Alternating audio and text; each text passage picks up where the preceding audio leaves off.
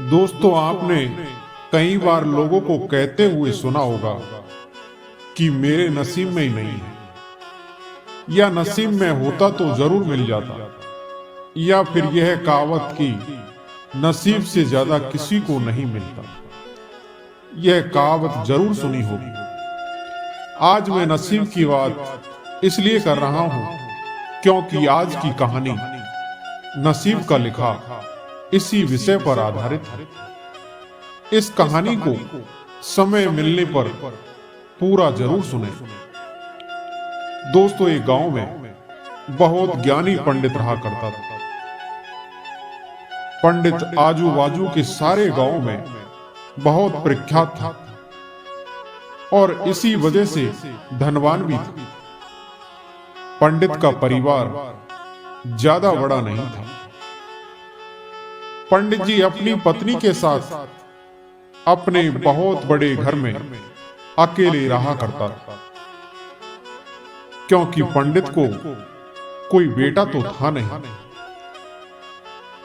और एक बेटी थी जिसका विवाह गांव के पास वाले एक लड़के से हो चुका था। पंडित ने शादी से पहले अपने होने वाले दामाद की अच्छे से जांच पड़ताल की थी और अपनी बेटी का भविष्य भी ठीक से पढ़ा था। तब जाकर उसने बेटी की शादी की। लेकिन चंद सालों में ही पंडित का दामाद बुरी आदतों के चंगल में फंस चुका था। जुआ और शराब की लत ने दामाद को सड़क पर लाकर रख दिया।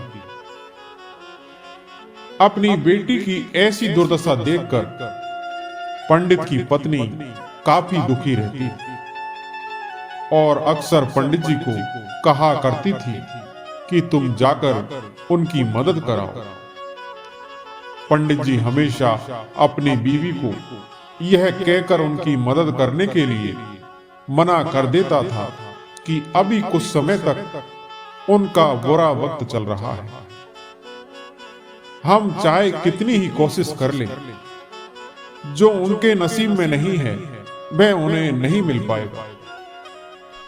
पंडित जी की ऐसी बातों से उसकी पत्नी काफी दुखी हो जाया करती और मन ही मन सोचती थी कि कैसा स्वार्थी पिता है, अपनी बेटी को इतने कष्टों में देखकर भी उसकी मदद करने के लिए मना करता है। आखिर भगवान ने जो इतना सारा धन दिया है उसका क्या करेंगे? हमें कोई और औलाद भी तो है नहीं, ले देकर एक यही बेटी है और उसके लिए भी कुछ नहीं करेंगे तो किसके लिए करेंगे? पंडित जी ऐसा नहीं सोचता था। ऐसा नहीं है कि पंडित जी अपनी पुत्री से प्रेम नहीं करता, लेकिन उसने अपनी पुत्री की कुंडली इतने अच्छे से पढ़ी थी और वह यह पहले से ही जानता था कि वह चाहे किसी भी लड़के से शादी करती, लेकिन उसके जीवन में यह समय आने वाला ही और बिना इसे भुगते उसको छुटकारा नहीं मिलने वाला। एक दिन खाने पीने के लिए मोहताज हो चुके पंडित के बेटी और दामाद उसके घर पर आए। पंडित ने और उसकी बीवी ने दोनों का खूब आदर सत्कार किया और खूब अच्छा खाना खिलाया। बेटी और दामाद की पंडित से सहायता मांगने की हिम्मत ना हुई, इसलिए वह बिना बोले ही वापस अपने घर को लौटने लगे। लेकिन मां तो मां ही होती है।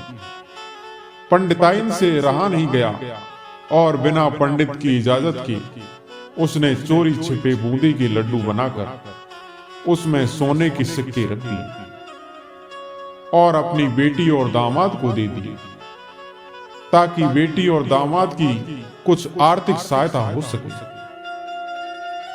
पंडिताइन यह भी जान गई थी कि बेटी और दामाद शर्म के मारे उनसे मदद नहीं मांग रहे थे, इसलिए उसने बेटी और दामाद को भी लड्डुओं में छिपे सिक्कों के बारे में कुछ नहीं बताया जाहिर सी बात है कि जब वो लोग घर पर जाकर लड्डू खाएंगे तो उन्हें उसमें सोने के सिक्के मिल जाएंगे। इस तरह बिना उनके मांगे ही उन तक मदद पहुंच जाएगी। यह सोचकर पंडिताइन मन ही मन अपनी बेटी की मदद करने के लिए खुश होने लगी।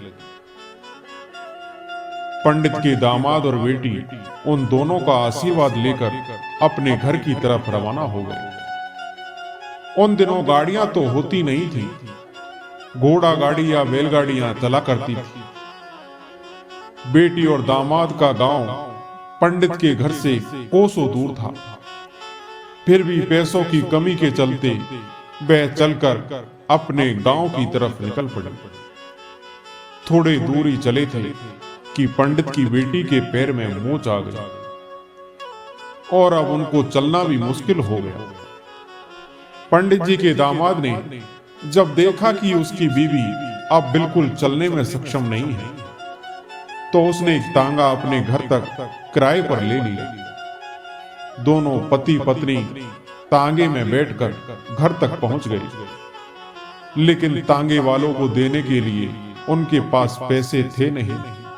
इसलिए पंडिताइन ने जो बूंदी के लड्डू उन्हें दिए थे वही किराए के तौर पर उस तांगे वाले को दे दिए। तांगे वाला बूंदी के लड्डू को लेकर वहां से चला गया। तांगे वाला अपने घर की तरफ जा रहा था, तब उसे एक हलवाई की दुकान दिखी। उसने सोचा कि थोड़े से बूंदी के लड्डुओं से मेरे घर के लोगों का पेट थोड़े ही भरने वाला है। इससे अच्छा मैं इन बूंदी के लड्डुओं को बेचकर उनसे कुछ चावल खरीद लेता हूं। तांगे वाले ने बूंदी के लड्डू हलवाई को बेच दिए। जिस गांव में वह हलवाई रहता था, उसी गांव में एक आदमी ने अपने घर पर पूजा रखी थी और उसी पंडित को उस पूजा के लिए बुलवाया था। पूजा में लगने वाले प्रसाद के लिए उस आदमी ने उसी हलवाई से बूंदी के लड्डू लिए जहां पर उस तांगे वाले ने बेचे थे। हलवाई ने भी उस आदमी को तांगे वाले से खरीदे हुए लड्डू ही पहले दिए ताकि वे खराब ना हो जाए, क्योंकि वह नहीं जानता था कि यह लड्डू कब बने। पूजा खत्म होने पर दक्षिणा और बूंदी के लड्डू लेकर जब पंडित जी अपने घर आया और खाना खाने बैठा, तो प्रसाद में लाए बूंदी के लड्डू खाते वक्त लड्डू से सोने का सिक्का निकला। इस घटना को देखकर पंडिताइन की आंखों से आंसू बहने लगे। पंडित जी ने जब पंडिताइन से उसके रोने का कारण पूछा, तो पंडिताइन ने पंडित को सब कुछ बताया और पंडित से उनकी बातों पर भरोसा न करने के लिए माफी मांगी। पंडित ने पंडिताइन के आंसू पोंछे और कहा कि तुम्हारी तरह मैं भी अपनी बेटी को बहुत प्रेम करता हूं, लेकिन अगर हम उसकी अब मदद करते हैं तो दामाद हमसे हमेशा ऐसे ही मदद की अपेक्षा रखेगा और अपनी बुरी आदतों को कभी नहीं छोड़ेगा। पंडिताइन भी अब पंडित की तरह बातों से सहमत हो गई। 2-3 महीने बीत गए।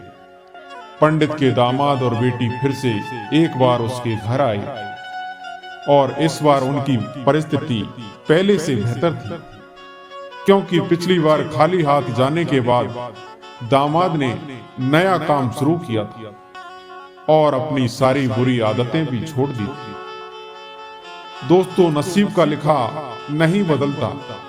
यह कहानी आपको कैसी लगी? क्या आप भी नसीब पर भरोसा रखते हैं, या फिर आप उन लोगों में से हैं जो अपना नसीब खुद अपने हाथों से लिखना चाहते हैं? दोस्तों, ये कहानी आपको पसंद आई हो तो वीडियो को लाइक और सब्सक्राइब जरूर करें। धन्यवाद।